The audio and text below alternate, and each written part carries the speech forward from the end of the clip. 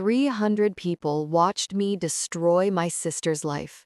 I stood at the head table with a champagne flute in my hand, the maid of honor speech everyone had been waiting for. The band had gone quiet. The guests had turned in their seats. My sister Emma was glowing in her white dress, her hand resting on her new husband's arm, her eyes full of tears before I'd even said a word. She thought I was about to tell everyone how happy I was for her. She was wrong. I want to start by saying that my sister deserves the truth, I said, my voice steady despite the earthquake inside my chest. She deserves to know exactly who she married today. Emma's smile flickered. Confusion, not fear. She didn't understand yet. Daniel, I continued, turning to face the groom, do you want to tell her, or should I? The color drained from his face. And that's when I pulled out my phone and showed the room the text messages, the photos, the proof that the man my sister had just vowed to spend forever with had been sleeping with me for the past 8 months. Have you ever done something so terrible that you knew, even as you were doing it, that there was no coming back? Something that would burn every bridge, destroy every relationship, leave you standing alone in the ashes of your own choices? Before I tell you the rest, I need you to understand. I'm not the victim of this story. I'm the villain. And I knew exactly what I was doing. Let me know in the comments if you've ever crossed a line like that, because I've spent 3 years wondering if I'm the only person capable of this kind of destruction. The reception hall erupted into chaos. Emma was screaming. Our mother was crying. Guests were standing, pushing toward the head table, trying to see the evidence I was holding up like a weapon. Daniel didn't deny it. That was the worst part. He didn't even try. He just sat there, frozen, while his new wife demanded answers he couldn't give. How could you? Emma was sobbing, mascara running down her face, her perfect day dissolving around her. How could you do this to me? She was asking Daniel. She should have been asking me. Because here's the thing no one understood in that moment. Daniel didn't seduce me. I seduced him. I pursued him for months, broke down his defenses, made him believe that what we had was real and that his relationship with Emma was the mistake. I didn't ruin my sister's wedding because Daniel was a cheater. I ruined it because I was in love with him, and I'd rather watch everything burn than watch him choose her. My name is Olivia, and this is the story of how jealousy turned me into a monster. I wish I could tell you I regret it. I wish I could say I'd take it all back if I could. But the truth is more complicated than that.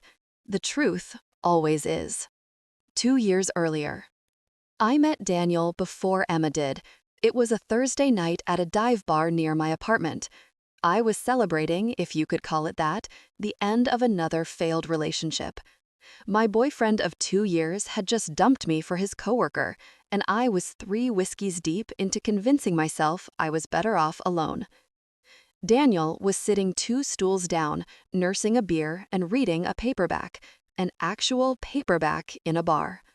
It was so pretentious, it circled back to charming. "Let me guess," I said, sliding closer. He looked up. Blue eyes, dark hair, the kind of face that made you want to know the story behind it. English lit, actually. Close enough. What are you reading? He held up the book. The Sun Also Rises. Hemingway. So you're one of those guys. What kind of guy is that? The kind who thinks being sad is the same as being deep. He laughed. A real laugh, surprised and warm. I'm Daniel. Olivia. We talked for 3 hours about books and movies and the specific kind of loneliness that exists in crowded cities. He was a high school English teacher, idealistic, passionate, the kind of person who still believed he could change lives one student at a time. He was nothing like the finance bros and tech guys I usually dated. He was something else entirely. At the end of the night, he walked me home.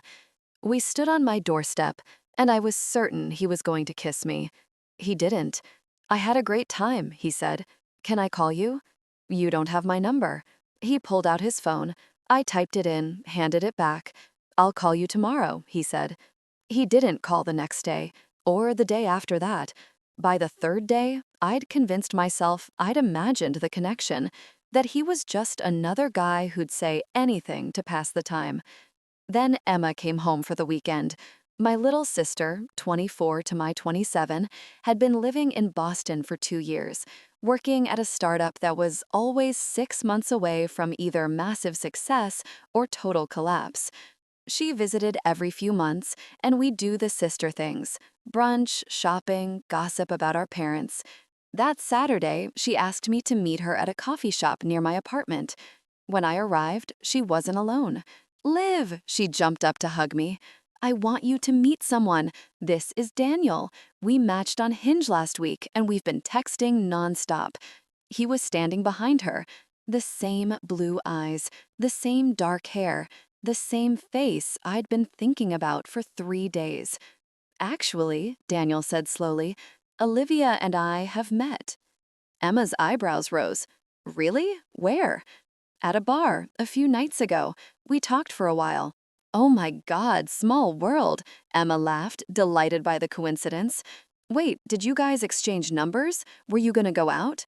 The question hung in the air. I looked at Daniel. He looked at me.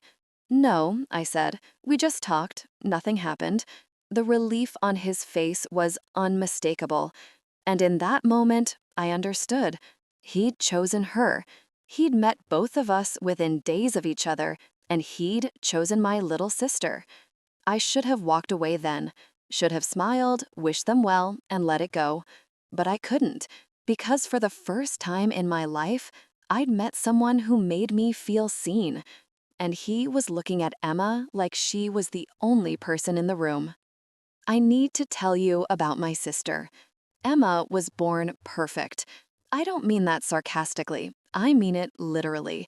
She came out of the womb with clear skin and a pleasant disposition and an innate ability to make everyone around her feel special.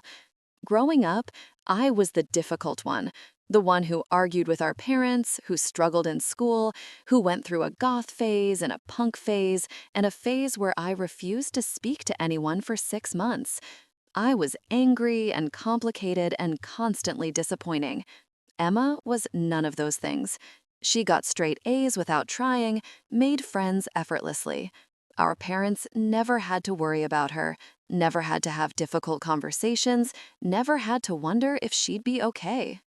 I was the storm. Emma was the calm after, and everyone preferred the calm. Olivia has potential, I once overheard my mother tell a neighbor, but Emma is going to be something special. I was 16, Emma was 13, and I learned in that moment that I would always be the rough draft while my sister was the finished masterpiece.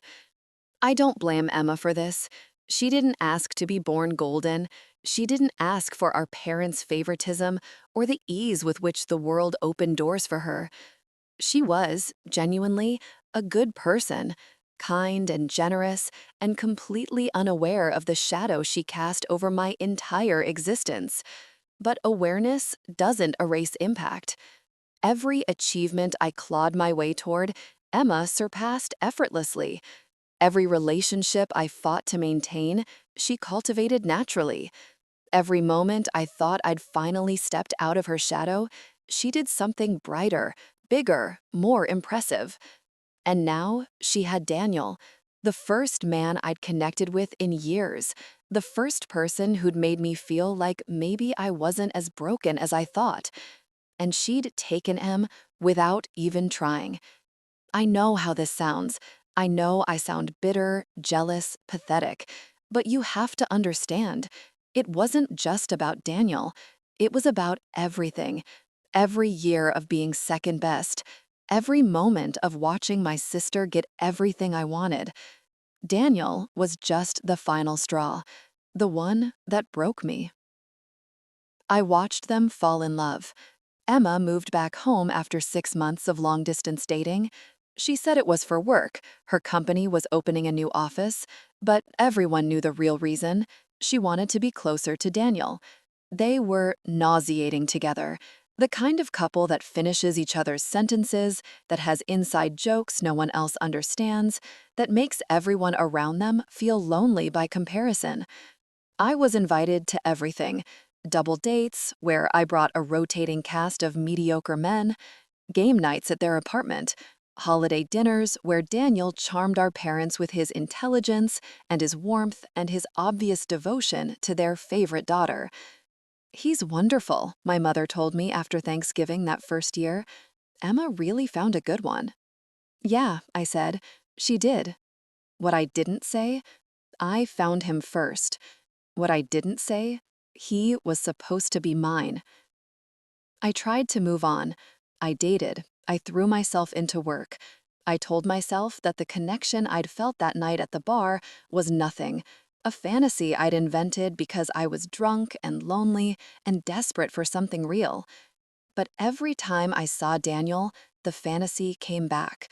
The way he looked at me when Emma wasn't watching, the way our conversations always went deeper than they should have, the way he remembered things I'd told him months earlier, my favorite book, my childhood nickname, the dream I'd had about traveling to Japan.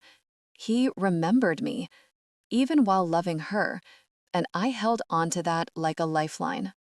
One night, about a year into their relationship, Emma was sick with the flu. Daniel came to a party at my apartment alone, a birthday thing for a mutual friend. He found me on the balcony, away from the crowd, staring at the city lights. "Hey," he said, leaning against the railing beside me. "You okay?" "Fine, just needed some air." "Emma's worried about you. She says you've seemed off lately." "Emma worries about everyone."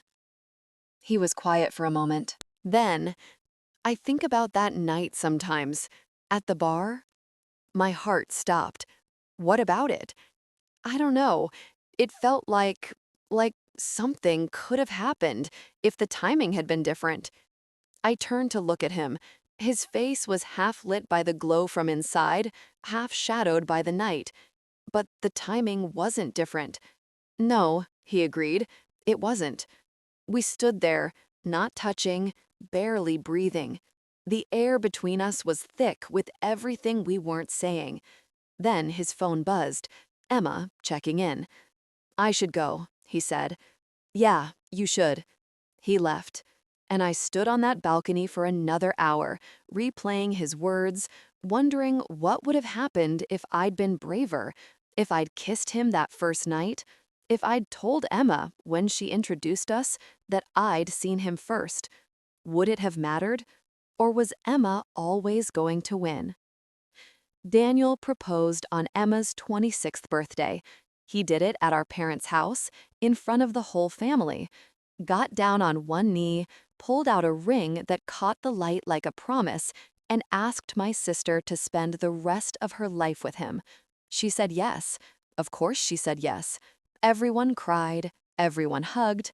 My mother started immediately planning the wedding, talking about venues and guest lists and color schemes, and I stood in the corner, champagne in hand, watching the man I loved slip a ring onto my sister's finger.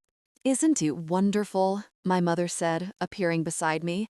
"They're so perfect together." "Perfect," I echoed. "You know, Olivia, maybe this will inspire you. Maybe you'll find your own Daniel soon." I didn't respond. I couldn't, because the words I wanted to say would have destroyed everything. I already found him. You just gave him away. Here's where I need to stop and ask you something. At this point, I had a choice. I could accept the engagement, be happy for my sister, and move on with my life. Or I could do what I did next. What would you have done? And I don't mean the right thing. I know what the right thing was. I mean, what would you actually have done if you were standing in my shoes, watching the person you loved promise forever to someone else? Be honest in the comments, because I've spent 3 years lying to myself about my choices, and I'm done pretending I'm the only one capable of darkness. The engagement party was 2 weeks later. I drank too much. That's my excuse anyway, that I was drunk and heartbroken and not thinking clearly. But the truth is, I knew exactly what I was doing when I cornered Daniel in the hallway. "Congratulations," I said. "You must be so happy." "I am." He wouldn't meet my eyes. "Emma's amazing." "She is. She's perfect. Everyone knows that." "Olivia, I just have one question." I stepped closer, close enough to smell his cologne, to feel the heat radiating off his body. "Do you ever think about what could have happened if you'd called me instead of swiping right on her?" His jaw tightened. "That's not fair." "None of this is fair. You know what's not fair? Watching you look at her the way I wanted you to look at me, sitting across from you at dinner parties, pretending I don't feel anything while you plan a future with my sister. You need to stop." "Do I?" "Because I think you feel it too. I think you've been feeling it for 2 years. I think every time you look at me, you wonder what you might be missing." He grabbed my arm. Not hard, just enough to stop me. "Listen to me," he said, his voice low and urgent. "Whatever you think this is, it's not. I love Emma. I'm going to marry Emma. And whatever happened between us that night, it was nothing. A moment. A mistake." "A mistake?" "Yes." I looked at him, really looked at him, and I saw the lie in his eyes. He didn't believe that any more than I did. "Okay," I said, pulling away, "if that's what you need to tell yourself." I walked away before he could respond. But something had shifted. I'd felt it. The way his breath caught when I stepped close, the way his hand lingered on my arm. He wasn't as committed as he pretended to be, and I was going to prove it. I didn't set out to seduce my sister's fiancé. That's what I told myself anyway. I told myself I was just being friendly, that the texts I sent were innocent, that the lunches we started having, just the two of us, when Emma was at work, were perfectly normal. I told myself a lot of lies those first few weeks. The texts started small. A meme I thought he'd find funny, a question about a book he'd mentioned. Normal, casual, nothing Emma wouldn't approve of. But they escalated. Late-night conversations about life and meaning and loneliness, confessions about our fears, our regrets, our unfulfilled desires, the kind of intimacy that has nothing to do with physical touch, but everything to do with emotional connection. I became his confidant, the person he told things he didn't tell Emma, about his difficult childhood, his fear of failure, his secret suspicion that he wasn't good enough for the life he was building.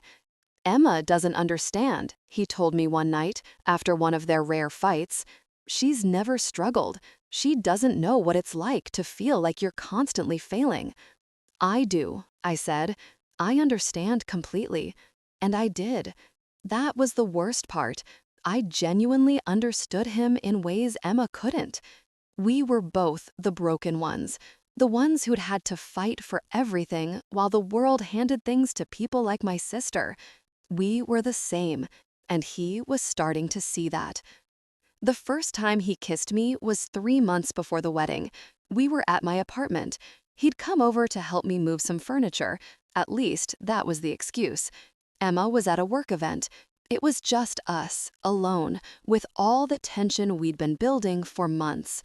"I should go," he said, but he didn't move. "You should. Emma will be wondering where I am." "Probably."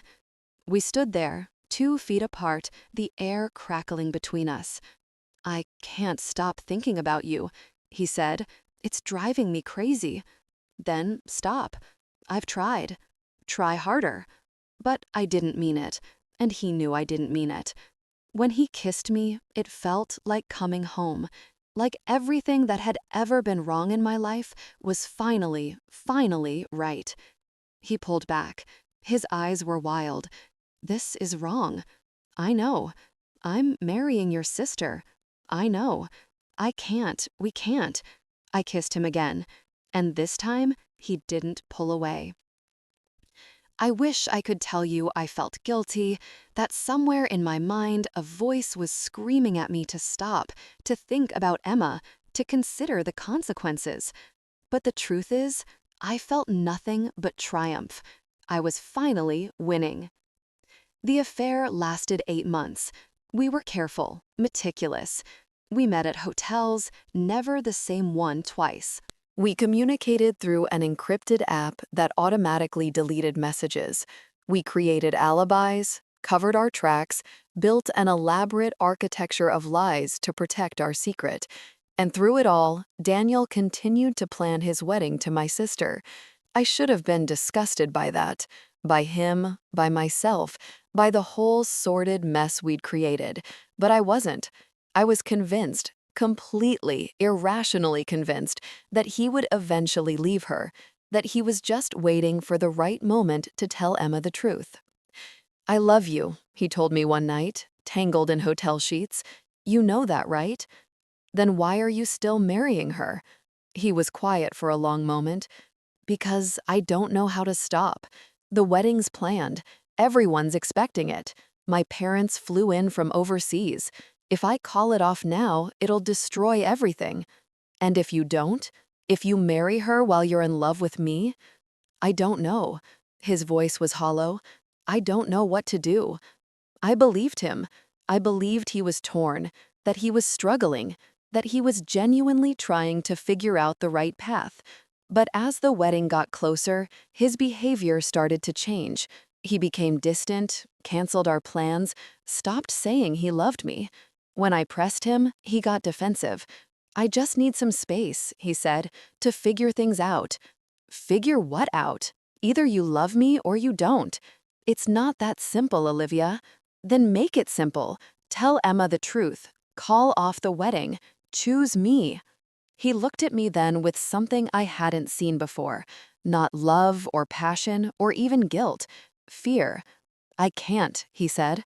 "I'm sorry, but I can't." That night, I went home and cried for 3 hours. I'd given him everything, my heart, my body, my loyalty, and he was throwing it away, choosing Emma, like everyone always chose Emma. I wasn't going to let it happen again. If Daniel wouldn't choose me, I'd make sure he couldn't have her either. I started gathering evidence. All those careful precautions we'd taken, I undid them one by one. I took screenshots of our conversations before they could auto-delete. I saved voicemails, photos, anything that proved what we'd been doing. I told myself I was just protecting myself, that if everything came out, I needed proof that Daniel had been a willing participant. But that wasn't the real reason. The real reason was that I was building a weapon. 1 week before the wedding, I sat in my apartment with 8 months of evidence spread across my laptop screen. Text messages professing love, photos from hotel rooms, a detailed timeline of every lie we'd told to be together. It was enough to destroy them. But was I really going to use it? I thought about Emma, my little sister, the girl who'd looked up to me our whole lives, who'd trusted me, who had no idea that her maid of honor had been sleeping with her fiancé for the better part of a year. She didn't deserve this, but did she deserve a marriage built on lies? Did she deserve to spend her life with a man who cheated on her before they even said their vows? I told myself I was doing her a favor, that the truth would set her free, that she'd thank me eventually, once the pain faded and she realized I'd saved her from a husband who was capable of this kind of betrayal. I told myself a lot of things. But the truth, the real truth, was simpler and uglier. I wanted to hurt her. I wanted to take something from her, the way she'd always taken things from me. I wanted, just once, to be the one who won. The night before the wedding, I drove to the venue. It was a vineyard in the countryside, romantic, expensive, exactly the kind of place Emma had always dreamed of getting married. I stood in the empty reception hall, imagining what tomorrow would look like. The white tablecloths, the flower arrangements, the 300 guests gathered to celebrate my sister's happiness. And I imagined it all falling apart. My phone buzzed. A text from Daniel. Daniel, asterisk, we need to talk. Can you meet me? I almost didn't go. Almost decided to let the plan play out without giving him a chance to talk me out of it. But I wanted to see him one more time, wanted to look in his eyes and understand whether any of what we'd shared had been real. We met at a bar near the venue. He was already there when I arrived, nursing a whiskey, looking like a man walking to his execution. I know what you're going to do, he said. Do you? You're going to tell her, tomorrow at the wedding. You're going to destroy everything. Maybe I am. Would that be so wrong? She deserves to know who she's marrying. She deserves better than both of us. He looked at me then, and for the first time I saw something like honesty in his face. I never should have let this happen. Any of it. I should have been stronger. But you weren't. No, I wasn't. He took a long drink. I love her, Olivia. I know you don't want to hear that, but it's true. I love Emma. What happened between us, it was real, but it wasn't right. It was a mistake. A mistake? Yes. The same word he'd used at the engagement party. The same dismissal. Like everything we'd shared could be erased with a single syllable. Then why did you keep coming back? Why did you keep texting, keep meeting, keep telling me you loved me? Because I'm weak. Because you offered me something I couldn't resist. Because, he stopped. Because it was easier to pretend with you than to be real with her. I stared at him. The man I'd loved. The man I'd destroyed my relationship with my sister for. And I finally saw him clearly. He wasn't torn. He wasn't struggling. He was just a coward who wanted to have everything without paying the price. You don't deserve either of us, I said. I know. But you're going to marry her anyway. Yes. He met my eyes. Please don't do this, Olivia. Please don't destroy her just to hurt me. I stood up. You should have thought about that before you made me a secret. I walked out, and I didn't look back. The wedding was beautiful. I'll give them that. The vineyard was stunning, the weather was perfect, and Emma looked like something out of a fairy tale.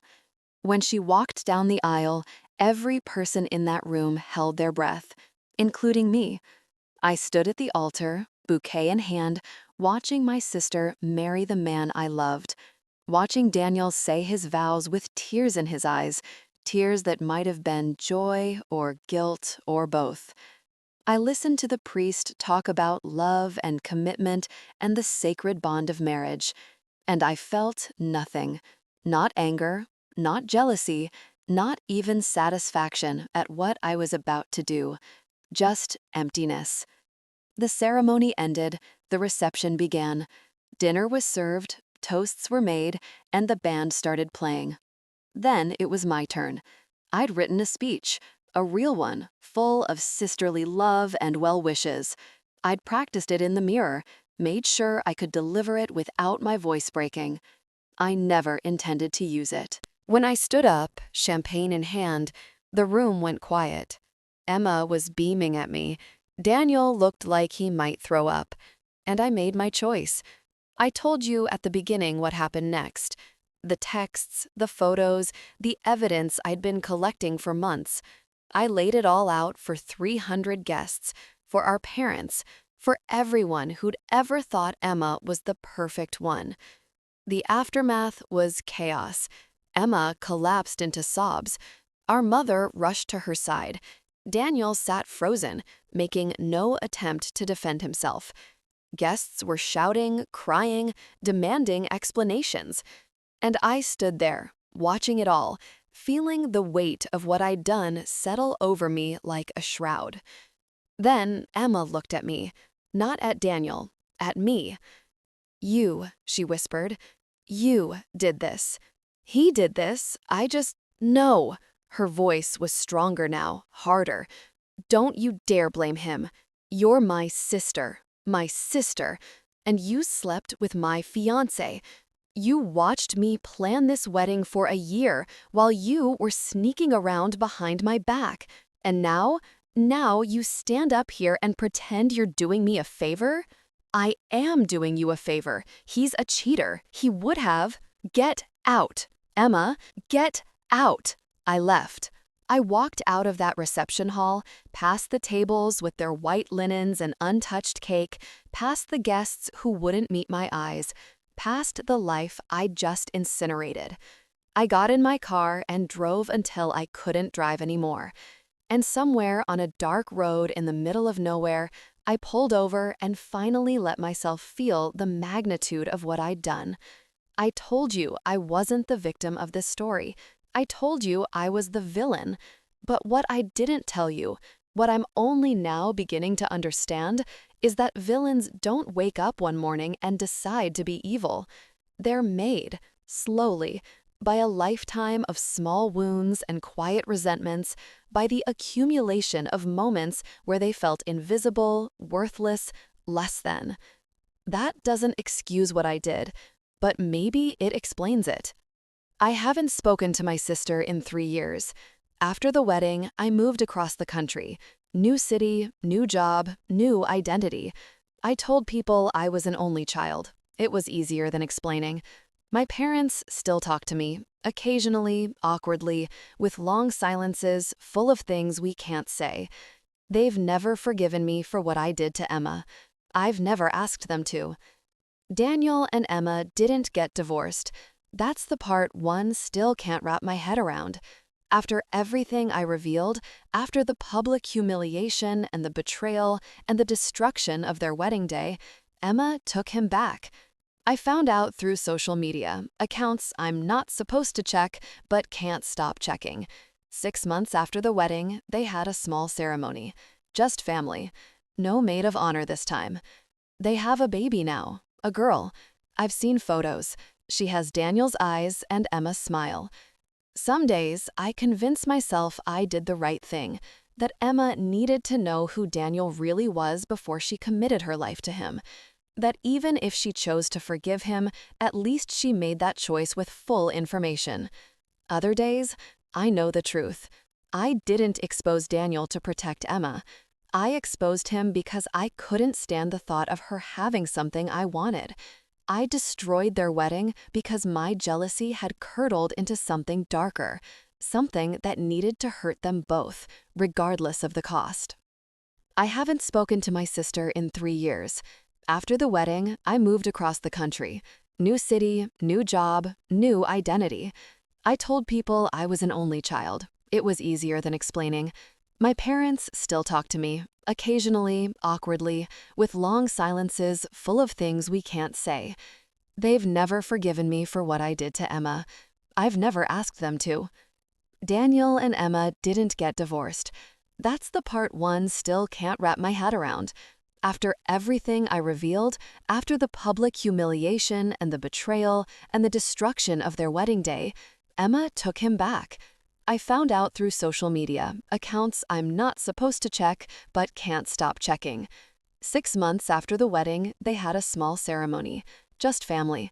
No maid of honor this time. They have a baby now, a girl. I've seen photos. She has Daniel's eyes and Emma's smile. Some days, I convince myself I did the right thing, that Emma needed to know who Daniel really was before she committed her life to him, that even if she chose to forgive him, at least she made that choice with full information. Other days, I know the truth. I didn't expose Daniel to protect Emma. I exposed him because I couldn't stand the thought of her having something I wanted. I destroyed their wedding because my jealousy had curdled into something darker, something that needed to hurt them both, regardless of the cost. I've been seeing a therapist for 2 years now. We've talked about my childhood, my relationship with Emma, the patterns of comparison and competition that shaped who I became. You were looking for validation, she told me once, for proof that you mattered. And when Daniel chose Emma, it confirmed your deepest fear, that you would always come second. So I made sure no one won. You made sure you had control, even if that control destroyed everything. She's right. I know she's right. But knowing why you did something terrible doesn't undo the terrible thing. Last month, I wrote Emma a letter. I didn't apologize. Apologies feel hollow for something this big. Instead, I tried to explain. I told her about the lifetime of feeling invisible, about the loneliness that drove me to Daniel in the first place, about the darkness I'd never acknowledged until it consumed me. I told her I didn't expect forgiveness. I didn't deserve it. But I wanted her to know that what I did was about me, not her, that she was never the enemy, even when I made her one. She didn't respond. I didn't expect her to. But yesterday, something arrived in the mail, a small envelope with no return address. Inside was a single photograph, Emma and her daughter standing in front of a house I didn't recognize, squinting into the sun. On the back, in Emma's handwriting, "I'm not ready to talk. I don't know if I ever will be, but I wanted you to know we're okay. And I wanted you to meet your niece. Her name is Grace." I cried for an hour, not because I'm forgiven. I'm not. Maybe I never will be. But because somewhere, on the other side of everything I destroyed, my sister built something beautiful, and she wanted me to see it. So that's my story. The jealousy that consumed me, the affair that broke two people, the wedding I destroyed because I couldn't stand to watch my sister win again. I don't expect sympathy. I don't deserve it. But I do want to hear from you. Have you ever let jealousy drive you to do something you can't take back? Have you ever hurt someone you loved because it felt better than feeling invisible? I'm not asking for validation.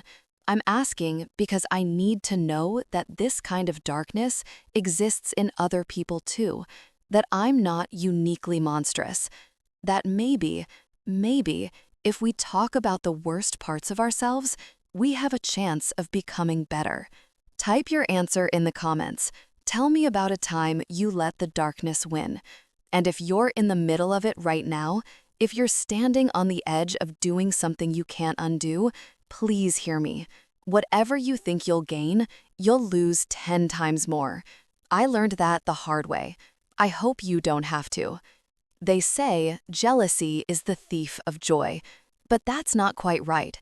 Jealousy doesn't steal your joy. It convinces you to burn it down yourself. And then it leaves you standing in the ashes, wondering why you're still not warm. Asterisk, Olivia.